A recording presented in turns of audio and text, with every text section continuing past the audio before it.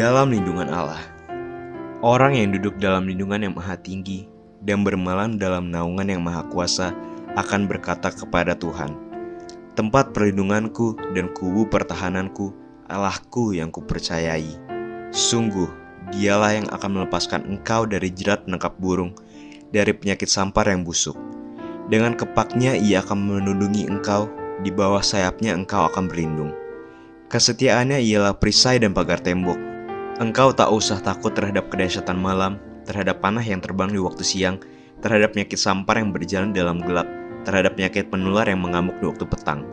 Walau 1.000 orang rebah di sisimu dan 10.000 di sebelah kananmu, tetapi itu tidak akan menimpamu.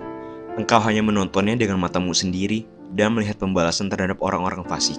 Sebab Tuhan ialah tempat perlindunganmu, yang maha tinggi telah kau buat tempat perteduhanmu. Malapetaka tidak akan menimpa kamu, dan tulah tidak akan mendekat kepada kemahmu. Sebab malaikat-malaikatnya akan diperintahkannya kepadamu untuk menjaga engkau di segala jalanmu.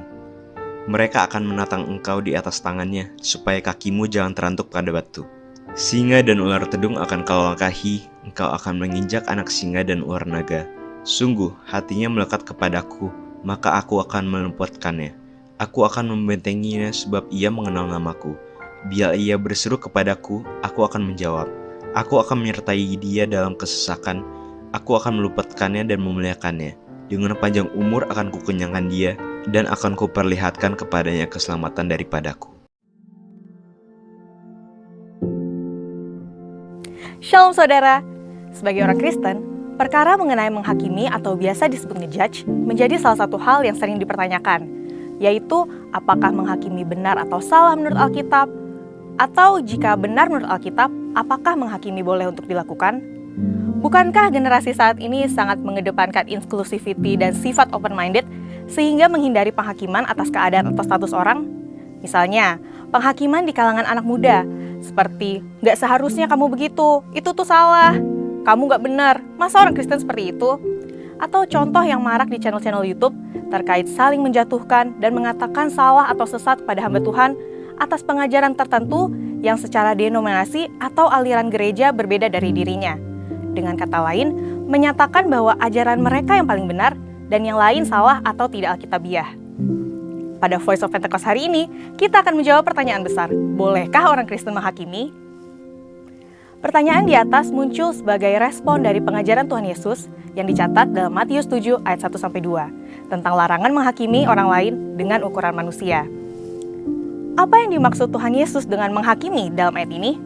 Kata yang digunakan oleh penulis Injil Matius adalah krino, yang artinya memutuskan secara mental atau yudisial yang termasuk mengadili, mengutuk, menghukum, membalaskan dendam, menjatuhkan hukuman. Albert Barnes memberikan komentar bahwa perintah ini merujuk pada penghakiman yang tidak adil. Sehingga dalam ayat ini, Kristus tidak mengutuk penghakiman yang dilakukan oleh seorang hakim. Karena proses penghakiman seperti itu, jika sesuai dengan keadilan, adalah sah dan perlu. Lalu, apakah alasan Tuhan Yesus mengatakan jangan kamu menghakimi? Selain karena makna menghakimi sebagaimana diuraikan di atas, Yesus menyampaikan di ayat selanjutnya, yaitu Yesus mengingatkan bahwa manusia yang menghakimi juga memiliki kesalahan yang sama dengan yang dihakimi, sehingga sukar untuk menghakimi secara adil. Sejalan dengan itu, Paulus mengingatkan jemaat Korintus bahwa ketika seorang menghakimi orang lain, maka ia sedang menghakimi dirinya sendiri juga, sebab mereka yang menghakimi melakukan hal-hal yang sama dengan yang dihakimi. Lantas, bagaimana dengan profesi sebagai seorang hakim? Untuk menjawab pertanyaan tersebut, mari kita lihat jabatan hakim-hakim dalam Perjanjian Lama. Dalam perintah yang diterima Musa di Ulangan 16 ayat 18, hakim adalah jabatan yang diberikan melalui penunjukan dan pengangkatan atas legitimasi yang diberikan oleh Tuhan.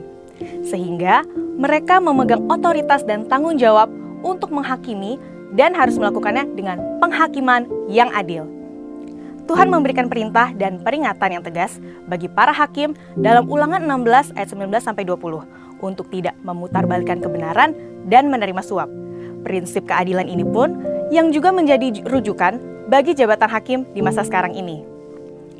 Dengan kata lain, tanpa penunjukan dari pemerintah yang ditetapkan Allah sebagai hamba Allah untuk kebaikan kita, tidak mungkin seseorang dapat menyandang jabatan serta memiliki otoritas sebagai seorang hakim.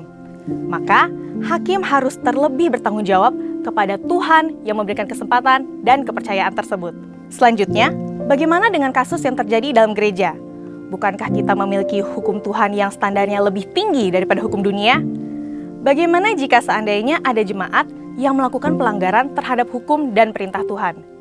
Paulus dalam 1 Korintus 5 ayat 12 menyatakan bahwa jemaat Korintus juga menghakimi mereka yang tergolong jemaat. Apakah itu artinya kita boleh menghakimi sesama jemaat? Kita perlu mengerti bahwa penghakiman yang dimaksudkan oleh Paulus adalah bentuk pendisiplinan gereja. Paulus menekankan bahwa dosa harus dibenci dan orang yang hidup dalam dosa harus didisiplin. Disiplin yang dijatuhkan semata-mata untuk menjaga kekudusan warga jemaat secara pribadi dan seluruh jemaat. Pada waktu itu, jemaat Korintus berada dalam kondisi memprihatinkan, yaitu ada di antara jemaat yang melakukan perbuatan memalukan, yang bahkan tidak dilakukan oleh orang kafir sekalipun, serta sombong rohani. Jemaat Korintus merasa bangga karena menganggap sikap mereka yang menerima orang-orang yang melakukan percabulan dalam komunitas jemaat adalah suatu kemajuan. Saat ini pun terdapat kecenderungan gereja yang enggan mendisiplin jemaat karena takut kehilangan jemaat atau takut disalahpahami dan dimusuhi. Akibatnya, perbuatan dosa dianggap wajar atau dikompromikan. Orang percaya memang tidak boleh menghakimi satu sama lain, tetapi tugas gereja untuk mendisiplinkan jemaat adalah suatu keharusan untuk menjaga reputasi gereja dan kerohanian jemaat dari kompromi terhadap dosa. Pada akhirnya nanti kita akan menjadi hakim bersama Tuhan Yesus. Karena itu, kita tidak boleh saling menyerang dan saling menghakimi orang lain, apalagi dilakukan secara frontal dan terbuka. Misalnya menghakimi di media sosial, seperti hamba Tuhan yang satu menyerang hamba Tuhan yang lain dengan label sesat, melalui penilaian dari sudut pandang doktrin yang berbeda dari yang dikritik, dan menyatakan yang lain salah dan hanya pengajarannya saja yang paling benar. Mari kita bertobat dan tinggalkan hal-hal seperti itu, yang hanya menyebabkan perpecahan dan kebingungan di kalangan jemaat, karena kebenaran akan dinyatakan pada hari penghakiman Tuhan tiba. Amin. Untuk penjelasan selengkapnya dari tim teologi kami, silahkan buka link yang ada di atas atau scan QR Code yang tersedia. Maranatha, Tuhan Yesus memberkati.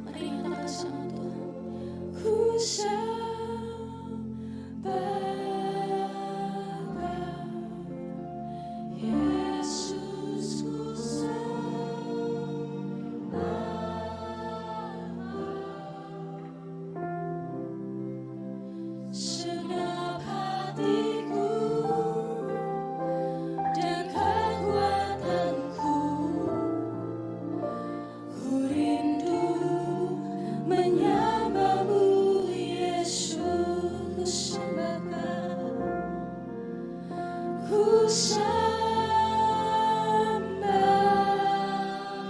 Kau, Yesus, ku sembah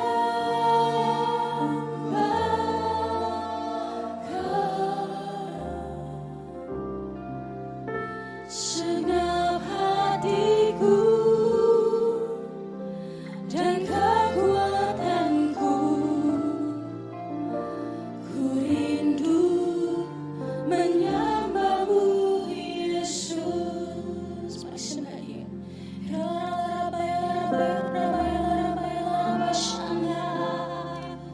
Kami bawa hati kami, Tuhan, untuk menyembahmu, Yesus.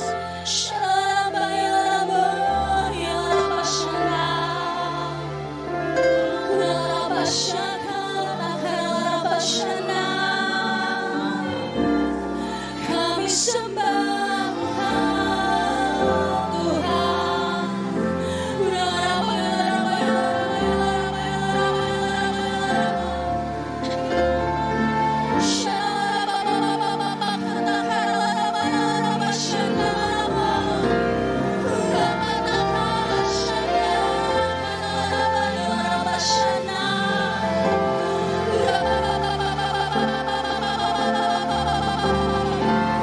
Mari minta saudara, mari minta sama Tuhan. Kau butuh mujizat, mari minta sama Tuhan. Kau butuh kesembuhan, mari minta sama Tuhan.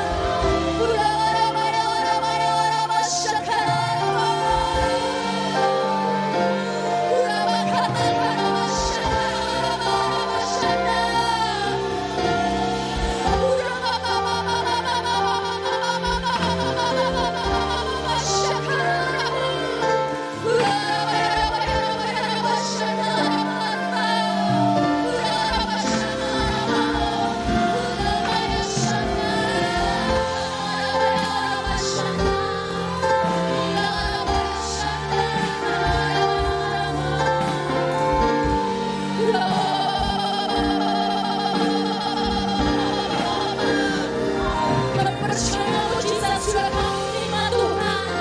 Kami percaya kesembuhan sudah kau terima. Pemulihan atas keluarga, pemulihan atas keuangan kami sudah kami terima, Tuhan.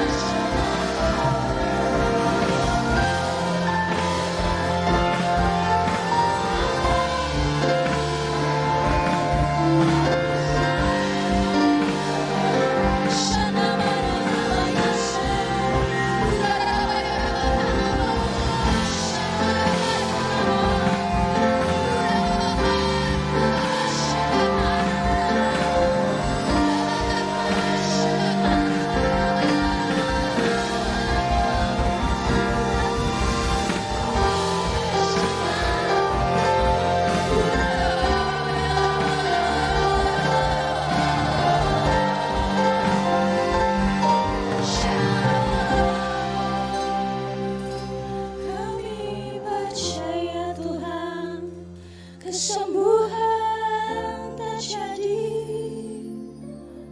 pemulihan terjadi, kelepasan terjadi, mujizat-Mu kami terima.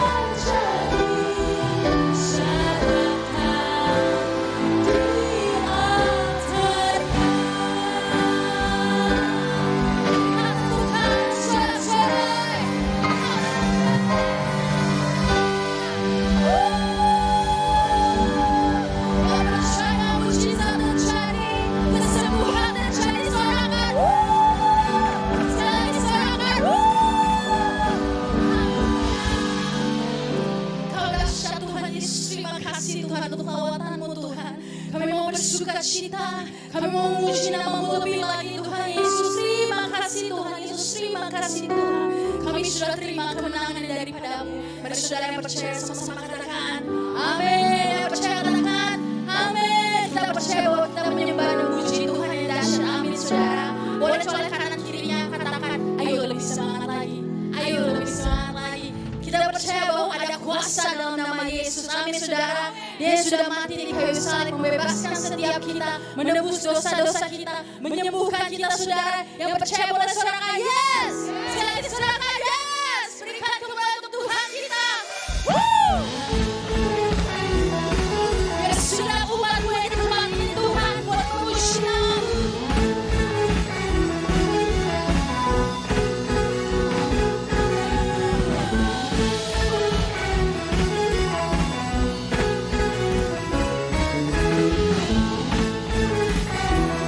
Sudah umat Tuhan katakan namanya Tuhan.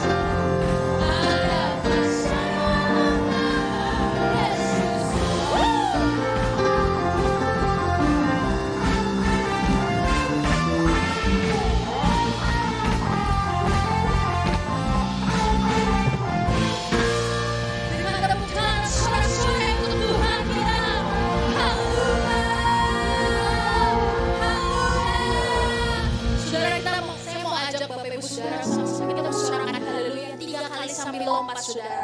Oke, yang mau katakan amin. Yang sebelah sini katakan amin. Yang sebelah sini katakan amin. Yang sebelah sana katakan amin. Haleluya. Mari sama-sama 3 kali saudara. Kita mau katakan haleluya sambil lompat. Siap? 3, 2, 1. Haleluya. Haleluya. Haleluya. Kami mau bersorak-sorai Tuhan. Karena kami percaya Kau sudah berikan kemenangan untuk setiap kami.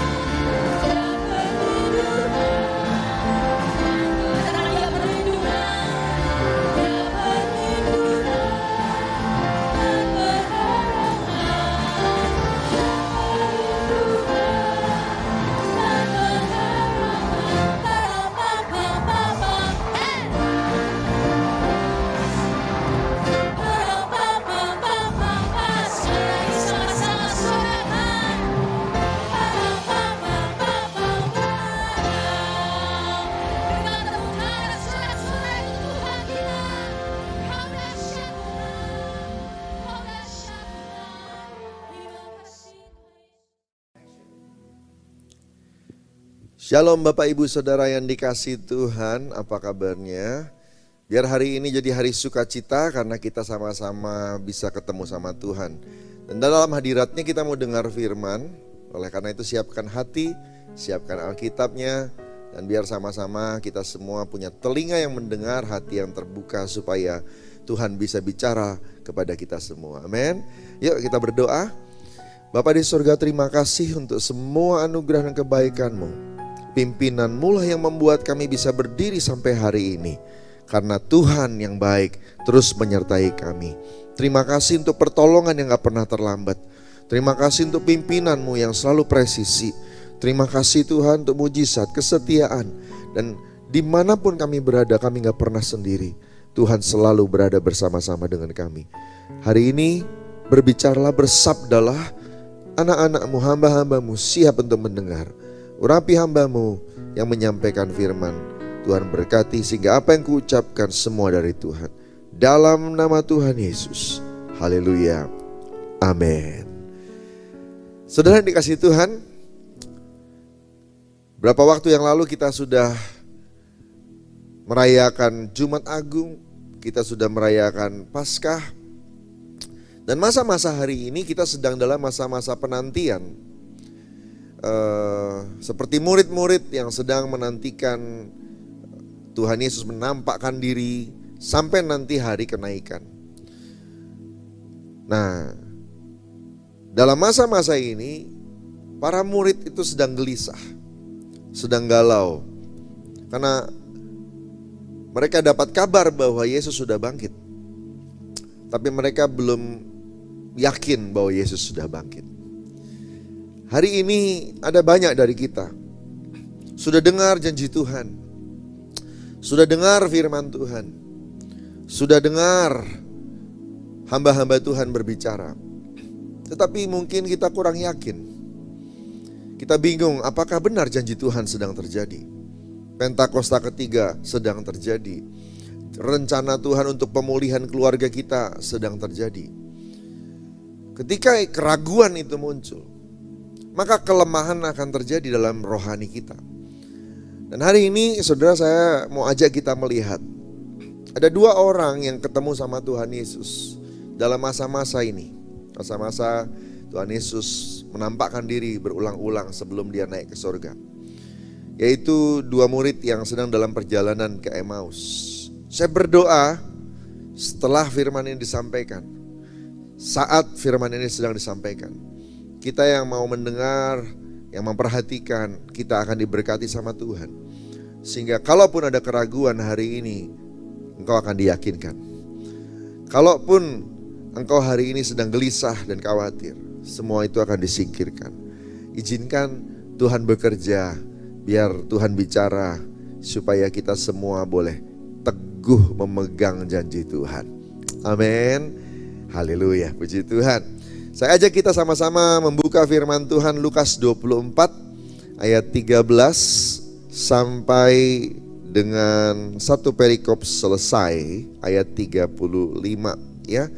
Lukas 24 ayat 13. Pada hari itu juga dua orang dari murid-murid Yesus pergi ke sebuah kampung bernama Emmaus yang terletak kira-kira 7 mil jauhnya dari Yerusalem. Saya sudah pernah ke sana kira-kira ya 8 mil, 7 mil ya. Ini kan kira-kira ya. Dan mereka bercakap-cakap tentang segala sesuatu yang telah terjadi. Ketika mereka sedang bercakap-cakap dan bertukar pikiran, datanglah Yesus sendiri mendekati mereka, lalu berjalan bersama-sama dengan mereka. Tetapi ada sesuatu yang menghalangi mata mereka sehingga mereka tidak dapat mengenal Dia. Yesus berkata kepada mereka, "Apakah yang kamu percakapkan sementara kamu berjalan?" Maka berhentilah mereka dengan muka muram. Seorang dari mereka, namanya Kleopas, menjawabnya, "Adakah engkau satu-satunya orang asing di Yerusalem yang tidak tahu apa yang terjadi di situ pada hari-hari belakangan ini?" Katanya kepada mereka, "Apakah itu?" Jawab mereka, "Apa yang terjadi dengan Yesus orang Nazaret? Dia adalah seorang nabi yang berkuasa dalam pekerjaan dan perkataan di hadapan Allah dan di depan seluruh bangsa kami. Tetapi imam-imam kepala dan pemimpin-pemimpin kami telah menyerahkan dia untuk dihukum mati dan mereka telah menyalibkannya. Padahal kami mengharapkan bahwa dialah yang datang untuk membebaskan bangsa Israel. Tetapi sementara itu telah lewat 3 hari sejak semuanya itu terjadi. Tetapi beberapa perempuan dari kalangan kami telah mengejutkan kami. Pagi-pagi buta mereka telah pergi ke kubur dan tidak menemukan mayatnya. Lalu mereka datang dengan berita bahwa telah kelihatan kepada mereka malaikat-malaikat yang mengatakan bahwa ia hidup. Dan beberapa teman kami telah pergi ke kubur dan mendapati bahwa memang benar yang dikatakan perempuan-perempuan itu, tetapi dia tidak mereka lihat. Lalu ia berkata kepada mereka, "Hai kamu orang bodoh, betapa lambannya hatimu, sehingga kamu tidak percaya segala sesuatu yang telah dikatakan para nabi. Bukankah Mesias harus menderita semuanya itu untuk masuk ke dalam kemuliaannya?" Lalu ia menjelaskan kepada mereka apa yang tertulis tentang dia, tentang Yesus, dalam seluruh kitab suci, mulai dari kitab-kitab Musa dan segala kitab nabi-nabi. Mereka mendekati kampung yang mereka tuju, lalu ia berbuat seolah-olah hendak meneruskan perjalanannya.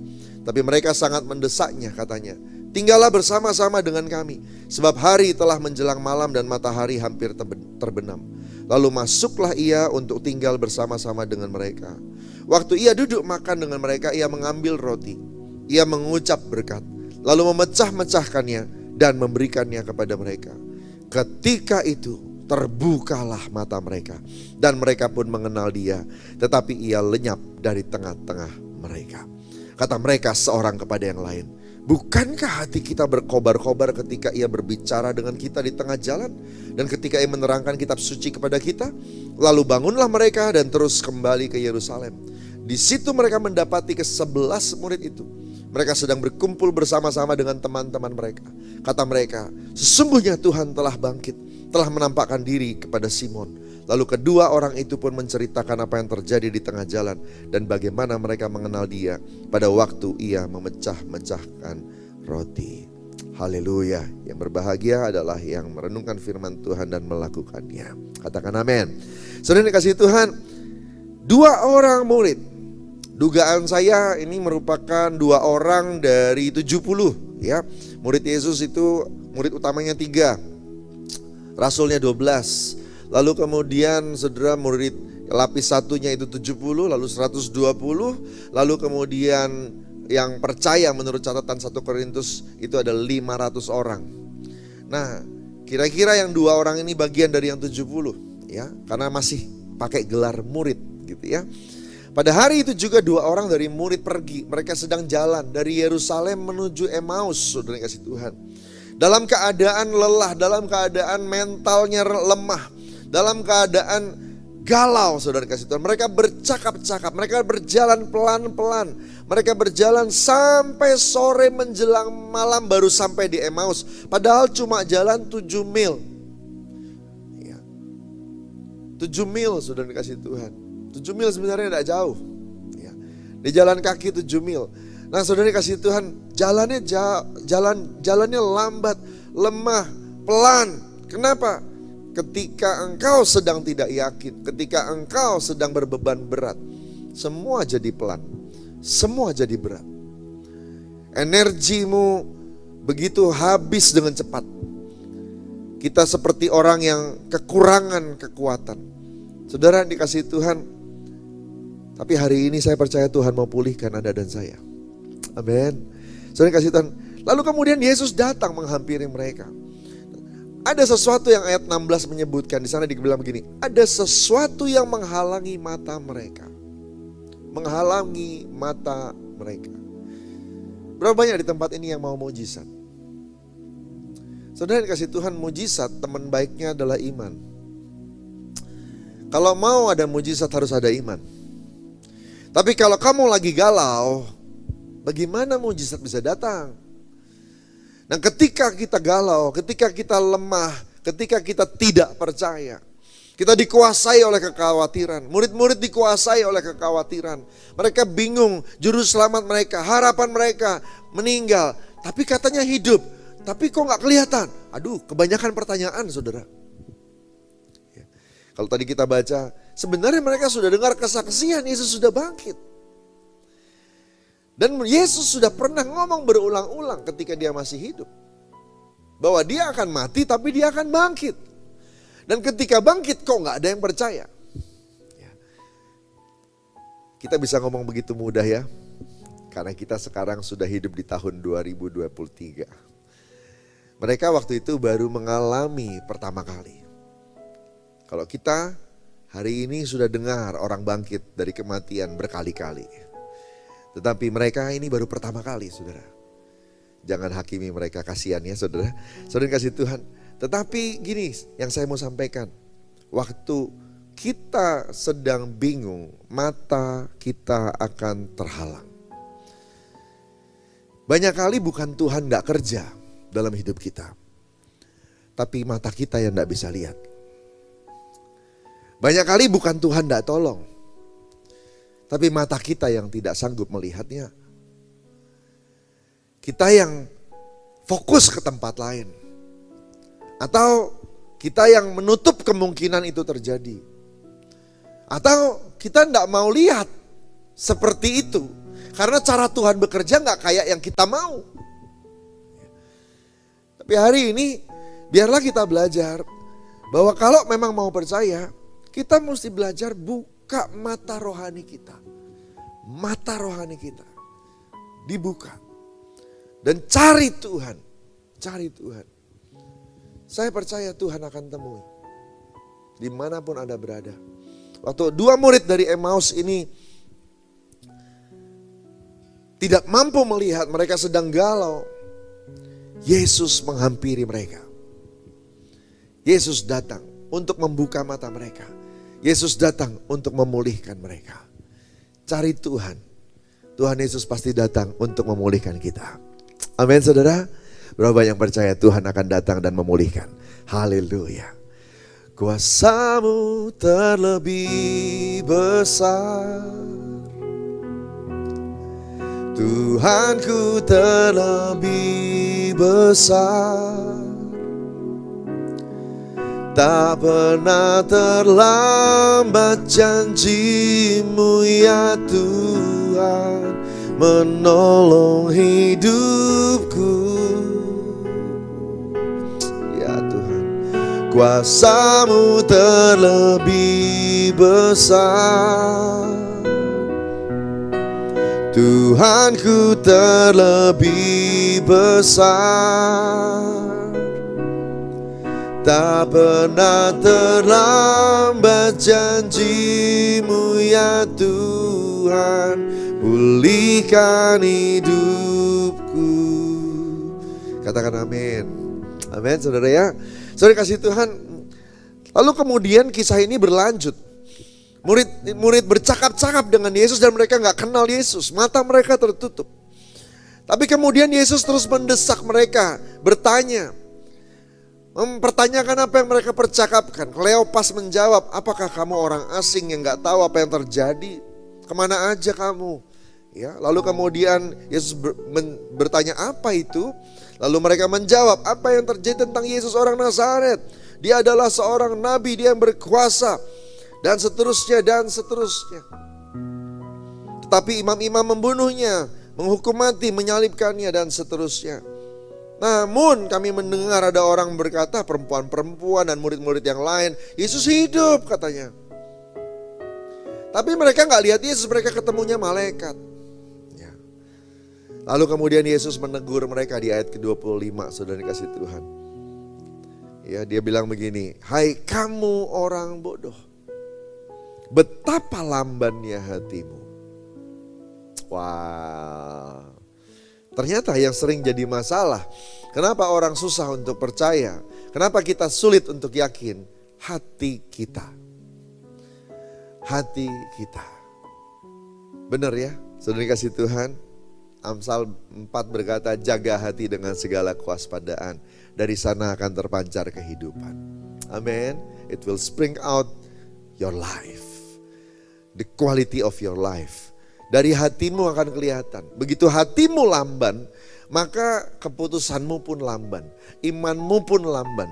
Pemahamanmu pun lamban. Spring out your quality of life. Keluar hidupmu isi hidupmu tuh langsung kelihatan dari hati. Hai kamu orang bodoh, betapa lambannya hatimu sehingga kamu tidak percaya segala sesuatu yang telah dikatakan para nabi. Bukankah Mesias harus menderita semuanya itu untuk masuk ke dalam kemuliaannya? Lalu ia menjelaskan kepada mereka apa yang tertulis tentang dia dalam seluruh kitab suci, mulai dari kitab-kitab Musa, Kejadian, Keluaran, Imamat, Bilangan, Ulangan, itu kitab Musa, 5-5-nya. Sampai kitab nabi-nabi dan segala kitab nabi-nabi. Berarti Nabi Yesaya, Nabi Yeskiel, nabi-nabi yang lain disebutkan, diucapkan, diterangkan nubuatan-nubuatan tentang Yesus. Bagaimana Yesus harus menghadapinya satu-satu. Bagaimana Yesus memang harus mati. Bagaimana dia kemudian juga harus bangkit. Saudara yang dikasihi Tuhan, ada seorang hamba Tuhan yang menyelidiki ada berapa janji Tuhan atau nubuatan tentang Yesus spesifik. Dan ternyata saudara, waktu dikumpulkan di perjanjian lama, itu catatannya itu ada sekitar 300-an lebih. Catatan tentang Yesus, mulai dari Kejadian pasal 3, itu pertama kali disebut. Kejadian pasal 3, di sana tentang bagaimana waktu Adam dan Hawa jatuh dalam dosa. Dan kemudian Tuhan berkata kepada Hawa, nanti keturunan wanita ini akan menginjak kepala ular itu. Dalam bahasa aslinya itu dinubuatkan, dibilang the seed of the woman, benih dari wanita. Sementara kita tahu sama-sama benih itu milik pria, bukan milik wanita. Wanita menyiapkan telurnya, pria menyiapkan sperma atau benih, sudah dikasih Tuhan. Tapi dalam bahasa yang dipakai di dalam Alkitab, bahasa Ibrani, itu benih dari wanita. Ya. Benih dari wanita. Di Indonesia cuma dibilang keturunan dari wanita ini. Ya. Benih dari wanita. Akan terjadi seorang wanita punya anak tanpa peran pria. Nubuatan itu sudah ada dari kitab Kejadian. Itu cuma satu. Tapi menurut hamba Tuhan yang menulis buku ini 300-an lebih, sudah dikasih Tuhan. Ya. Nah, satu-satu itu digenapi sama Tuhan semuanya. Dan itu yang dilakukan oleh Tuhan Yesus di muka bumi ini ketika datang pertama kali. Dan kemudian saudara dikasih Tuhan, termasuk diantaranya dia harus menderita dan kemudian mati. Dan kemudian dia harus mengalahkan maut dan bangkit kembali. Ini semua adalah penggenapan dari rencana besar Bapa di surga untuk menyelamatkan manusia supaya semua orang yang percaya kepadanya tidak binasa tetapi beroleh hidup yang kekal. Allah kita besar, Allah kita sayang sama kita. Tepuk tangan buat Tuhan kita. Katakan haleluya. Saudara kasih Tuhan, Tuhan sayang sama kita dan dia atur sebuah rencana untuk menyelamatkan umatnya. Yesus aktor utamanya, peran utamanya. Dan Yesus Mesias memang harus mengalami semua yang dialami. Bagian dari janji Tuhan. Hari ini, tahukah engkau janji-janji Tuhan untuk hidupmu? Kalau itu kelihatannya belum terjadi, kitab Habakuk bilang begini, saudara kasih Tuhan, nantikanlah itu. Kalaupun kelihatannya berlambat-lambat, itu pasti terjadi. Dia tidak akan berlambat-lambat untuk mencapai penggenapannya. Tuhan kalau udah janji, pasti jadi. Dia bukan pribadi yang suka ingkar janji. Enggak. Tuhan kita adalah Tuhan yang selalu pegang janji. Waktu dia janji, itu pasti jadi. Yang jadi masalah buat kita adalah kita enggak tahu cara kerjanya. Dan kita gak yakin sama waktunya dia. Itu yang bikin Anda dan saya galau, gelisah. Dan kita semua ketakutan, kebingungan. Tapi hari ini Tuhan mau bicara sama kita dalam masa-masa penantian. Nantikan Tuhan terus. Biarkan Tuhan bekerja dengan iramanya, dengan caranya. Karena dia Tuhan. Bukan kita yang Tuhan, dia yang Tuhan. Biarkan Tuhan yang atur semuanya terjadi sesuai dengan kehendaknya. Saudara dikasih Tuhan, Tuhan Yesus berkata kepada dua murid ini, hai kamu orang bodoh, betapa lambannya hatimu sehingga kamu tidak percaya segala sesuatu yang telah dikatakan para nabi. Wow. Lalu ia menjelaskan pada mereka itu semua. Pada waktu mereka sampai di kampung tempat mereka menuju. Tapi mereka lalu kemudian dua orang ini mendesak Tuhan Yesus untuk tinggal bersama-sama dan kemudian makan bersama-sama. Apa yang Yesus lakukan? Yesus melakukan satu hal yang biasa dia lakukan bersama para murid-muridnya. Makan bersama. Makan bersama. Dia angkat roti, lalu kemudian dia belah dan dia bagi. Memecah-mecahkannya dan memberikannya kepada mereka. Waktu Yesus melakukan seperti yang biasa dia lakukan.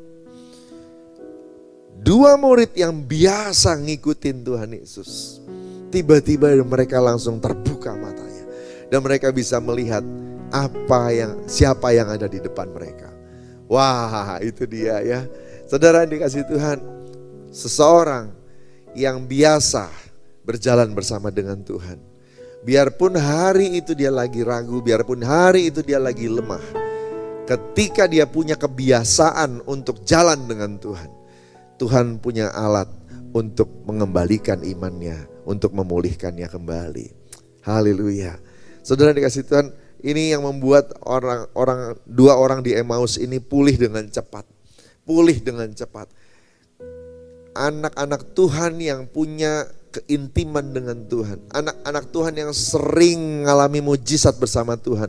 Yang tiap kali ngambil keputusan selalu nanya Tuhan.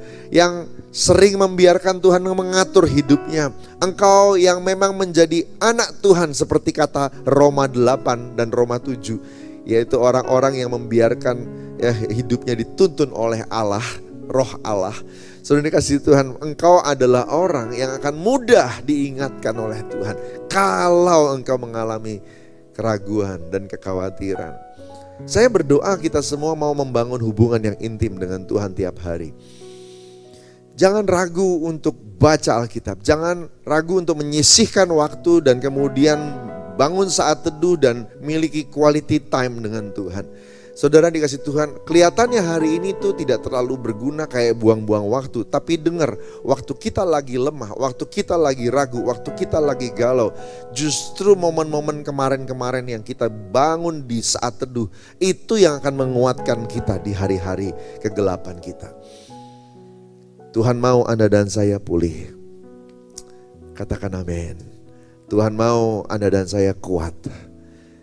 Dan biarlah waktu tuaian itu terjadi, kita kuat berdiri dan bisa memuliakan nama Bapa di surga. Katakan amin. Kuasa-Mu terlebih besar. Yes Lord.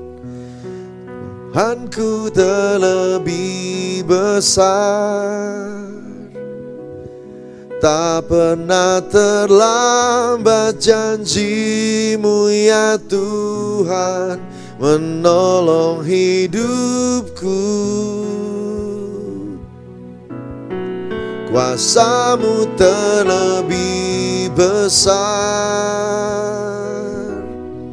Tuhanku terlebih besar. Tak pernah terlambat janji-Mu ya Tuhan, pulihkan hidupku. Ku percaya Kau bekerja mendatangkan kebaikan di hidupku. Ku percaya Kau bekerja mendatangkan kebaikan, mendatangkan kebaikan di hidupku. Katakan haleluya. Saudara dikasih Tuhan, Tuhan pasti bekerja untuk mendatangkan kebaikan. Dan ayat itu, Roma 8 ayat 28 ya. Itu ayat yang sebenarnya bukan untuk bikin kita mendatangkan kebaikan tuh dalam arti mendatangkan kita bikin seneng gitu ya. Enggak, saudara kasih Tuhan. Ayat itu sebenarnya adalah ayat untuk pembentukan menjadi seperti Kristus. Tuhan mendatangkan kebaikan untuk supaya kita jadi seperti Kristus. Jadi kadang-kadang penantian, doa yang agak lama dijawab. Agak lama itu kan kayak definisi kita ya. Tapi kalau menurut Tuhan sih on time ya. Saudara kasih Tuhan, waktu itu kita alami itu sebenarnya mendatangkan kebaikan. Mendatangkan kebaikan karena Anda dan saya belajar untuk diatur sama Tuhan. Dan timing Tuhan itu selalu tepat, selalu baik, selalu bagus, selalu indah. Semua dibuat indah pada waktunya. Katakan amin. Saudara kasih Tuhan. Jadi murid-murid ini diajarin sama Tuhan, dibukakan, diceritakan, sampai akhirnya disingkapkan. Dan mereka tahu, mereka dipulihkan. Hari itu semua keraguan disingkirkan. Hari itu semua ketakutan dihalau, saudara kasih Tuhan. Seperti ada awan yang berlalu, mata mereka yang tertutup tiba-tiba terbuka. Dan kemudian ayat 31 bilang, terbukalah mata mereka dan mereka pun mengenal Dia. Wah, pemulihan terjadi. Pemulihan terjadi. Bukankah hati kita berkobar-kobar ketika Ia berbicara dengan kita di tengah jalan? Orang yang dekat sama Tuhan, biarpun hari itu dia lagi galau, dia lagi lemah, saudara kasih Tuhan, waktu Tuhan bicara, hatinya pasti berkobar. Luar biasa. Nah, lihat ayat 33. Lalu bangunlah mereka dan terus kembali ke Yerusalem, dan di situ mereka mendapati ke-11 murid itu. Kayaknya pendek ya ayatnya. Mereka jalan nih dari siang lah taruhlah, sampai berjam-jam, cuma 7 mil saudara. Tapi sampai berjam-jam, ngobrol sampai di Emmaus, itu lama banget. Sampai akhirnya sore hari. Waktu sore hari baru mereka mau makan malam. Saudara kasih Tuhan. Nah sekarang mereka semangat, mereka pulih, mereka sukacita. Karena Tuhan Yesus ternyata memang benar sudah bangkit. Mereka berjalan kembali ke perjalanan yang tadi pagi, tadi siang. Mereka balik, saudara. Ini sore-sore. Sore-sore sudah menjelang malam, saudara kasih Tuhan. Mereka kembali ke Yerusalem dan langsung sampai. Ternyata 7 mil tidak jauh, saudara kasih Tuhan. Waktu mereka dipulihkan, mereka langsung sampai. Mereka langsung ketemu sama 11 murid yang lain. Mereka sedang berkumpul bersama-sama dengan teman-teman mereka. Dan percakapan selanjutnya ada di sana. Saudara dikasih Tuhan, waktu kita pulih, kekuatan kita kembali. Dan kita bisa melakukan banyak hal bersama dengan Tuhan. Allah yang luar biasa. Katakan haleluya. Saudara kasih Tuhan, pulihlah. Bukalah matamu. Datang sama Tuhan. Hari-hari ini Tuhan lagi senang untuk menemukan kita. Cari waktu, buat waktu. Sehingga semua keraguan, semua masalah, semua pokok doa, bawa ke Tuhan. Jangan diam. Apa yang disimpan? Ngobrol sama Bapa. Bicara sama Tuhan. Tuhan akan dengar, Tuhan akan pulihkan. Dan janji-janjinya yang selama ini kau sudah baca di Alkitab, kau udah dengar di ibadah-ibadah, dalam tiap pertemuan-pertemuan, di kul-kul yang ada, akan diingatkan kembali, akan diterangkan kembali. Roh Kudus akan bicara kepadamu. Karena Tuhan mau semua anaknya pulih. Karena Tuhan mau semua anak-anaknya percaya. Hari ini pemulihan jadi milik Anda. Amin. Haleluya. Berapa banyak yang percaya? Tuhan mau memberkati kita semua. Mari bangkit berdiri bersama-sama, saudara dikasih Tuhan. Kuasa-Mu terlebih besar, Tuhanku terlebih besar. Tak pernah terlambat janji-Mu ya Tuhan, menolong hidupku. kuasa-Mu terlebih besar. Tuhanku terlebih besar.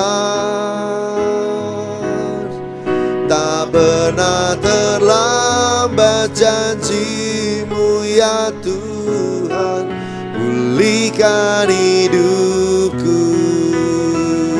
Angkat tangan sama-sama. Ku percaya Kau bekerja mendatangkan kebaikan di hidupku. Ku percaya Kau bekerja mendatangkan kebaikan, mendatangkan kebaikan di hidupku. Mari bahasa roh sama-sama. Ikanania maya sandarania maya sandeana marada bayabo. Ikanania maya sana maya rania bonika maya rania maya sana ma. Oh,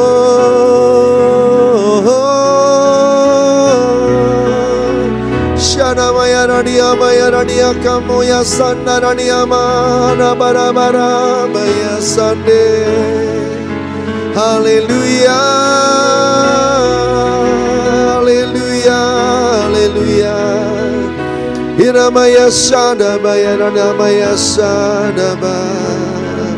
Jamah semua hati, jamah semua hati jemaat-Mu, anak-anak-Mu ya Tuhan. Jamah setiap hati. Pulihkan hati-hati yang lamban, pulihkan hati yang kurang percaya, pulihkan mereka yang ragu, pulihkan mereka yang khawatir, pulihkan mereka yang takut, yang putus pengharapan. Pulihkan semuanya ya Aba. Biar keraguan disingkirkan Tuhan, awan ketakutan singkirkan dalam nama Yesus Tuhan. Engkau buka mata mereka, ingatkan janji-janji-Mu pada mereka. Terangkan semuanya ya Roh Kudus Tuhan, karena Engkau ada bersama dengan kami hari ini. Tuhan jamah semuanya ya Tuhan, jamah semuanya ya Aba. Kalau ada yang sakit, kalau ada yang bingung, kalau ada yang masih menanti-nanti jawaban doa, Tuhan jamah semuanya di dalam nama Tuhan Yesus Tuhan. Pulihkan mereka, jawab doa mereka, jawab doa mereka Tuhan. Pegang tangan anak laki-laki-Mu, pegang tangan anak perempuan-Mu ya Tuhan. Pegang mereka ya Tuhan, biar yang lemah kuat lagi di dalam nama Tuhan Yesus Tuhan. Kuasa Tuhan bekerja dengan luar biasa. Terima kasih Bapa, terima kasih Tuhan. Terima kasih, terima kasih. Engkau terus memberkati kami semua di dalam nama Tuhan Yesus. Haleluya. Amin. Kita akan masuk dalam perjamuan kudus. Perjamuan kudus ini hanya untuk yang sudah percaya bahwa Yesus Kristus adalah Tuhan. Anak-anak di bawah 12 tahun jangan dulu ambil bagian di dalamnya. Mari kita lakukan dengan benar. Kita akan berdoa, dan kalau Roh Kudus ingatkan ada ganjalan dengan sesama, ampuni mereka supaya kita juga diampuni. Kalau Roh Kudus ingatkan ada kesalahan, ada dosa, jangan keraskan hati, tapi minta ampun sama Tuhan.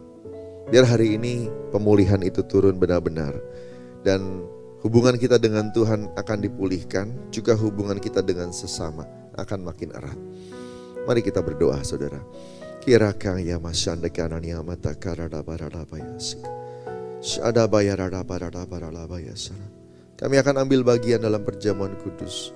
Layakan kami ya Tuhan, biar kami diberkati waktu melakukannya. Urapi semuanya, jamah anak-anak-Mu ya Tuhan, jemaat-Mu. Biar kami semua bisa membereskan yang harus dibereskan. Ini waktu-Mu, ambil alih ya Roh Kudus. Bicaralah pada anak-anak-Mu, ingatkan mereka. Mari saudara, dengar Roh Kudus. Kalau diingatkan sama Tuhan, bereskan. Hika radia bataka maya rada bataka baya sanda rada barada barada barada barada barada. Kiranya mataka rada barada baya sanda barada barada barada barada barada. Hika radia bataka baya sanda barada barada barada baya sanda. Ampuni kami semua ya Tuhan. Dan kami juga mengampuni semua yang menyakiti kami. Biar pemulihan hari ini turun buat kami semua. Sesuai dengan 1 Yohanes 1 ayat 9. Firman Tuhan berjanji, kalau kami membereskan mengakuinya di hadapan Tuhan, Engkau mengampuni kami, bahkan menyucikan dari segala kejahatan. Terima kasih, terpuji nama-Mu ya Tuhan. Kami sudah diampuni waktu membereskannya. Dalam nama Tuhan Yesus. Amin. Mari persiapkan anggur dan rotinya.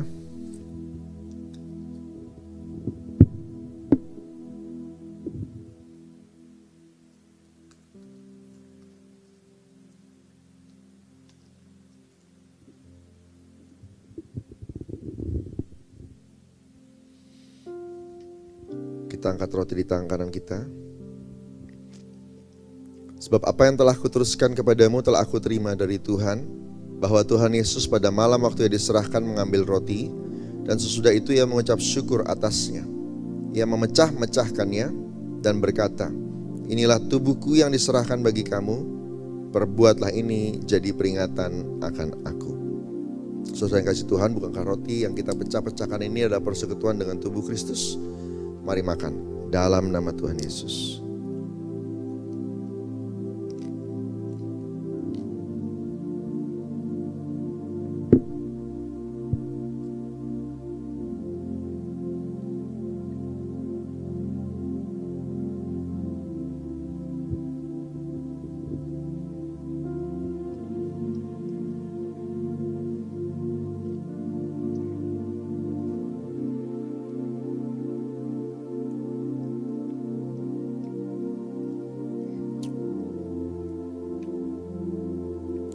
Kita angkat cawan di tangan kanan kita. Demikian juga yang mengambil cawan sesudah makan lalu berkata, cawan ini adalah perjanjian baru yang dimeteraikan oleh darahku. Perbuatlah ini setiap kali kamu minumnya, jadi peringatan akan aku. Saudara yang kasih Tuhan, bukan cawan yang atasnya kita ucap syukur adalah persekutuan dengan darah Kristus. Mari minum dalam nama Yesus.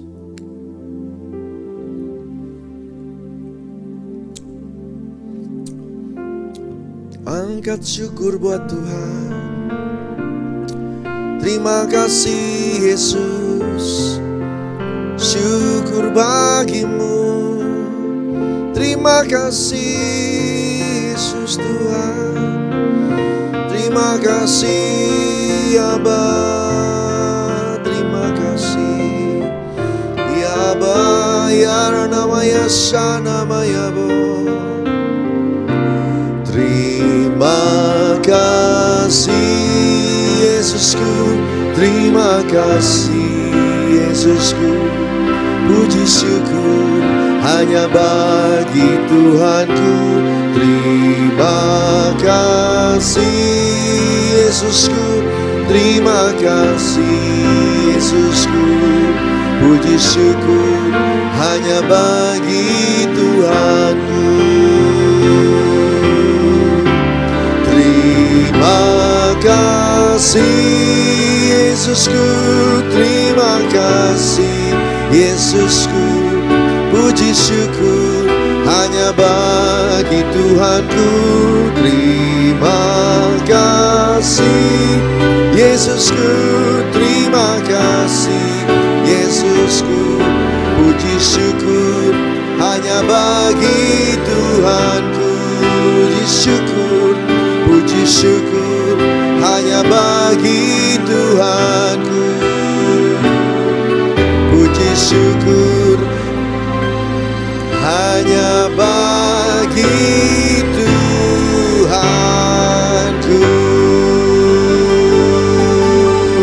Kita beri kemuliaan buat Tuhan Yesus kita. Haleluya. Mari angkat tangan kita sama-sama. Curahkanlah rahmat dan berkat-Mu ya Tuhan.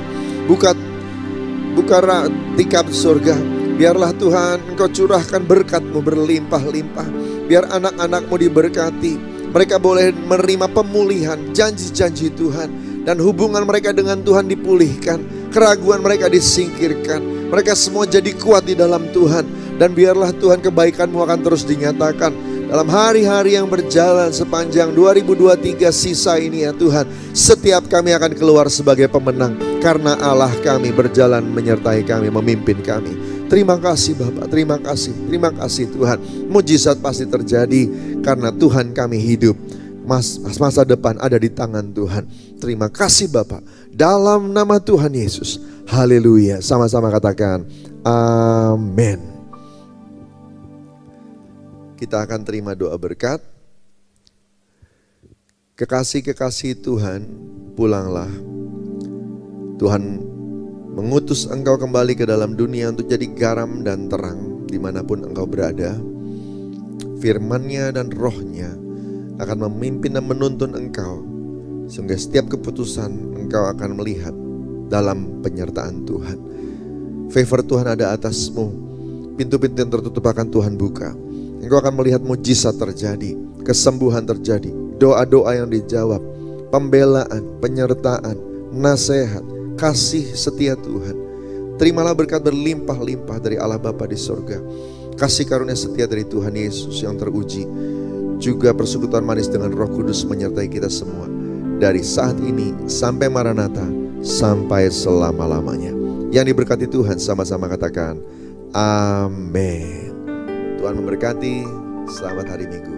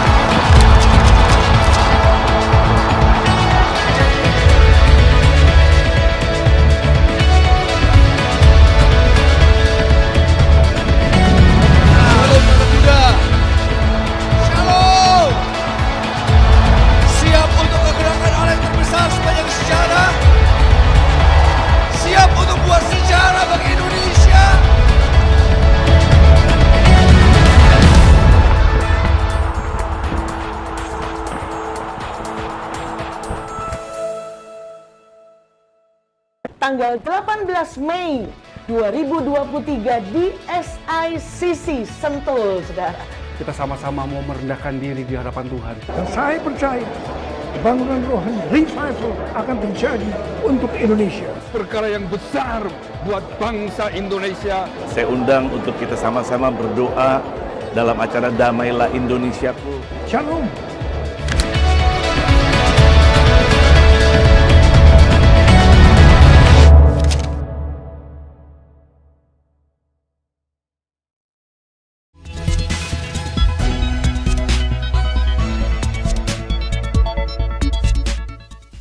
Shalom Bapak Ibu dan teman-teman sekalian.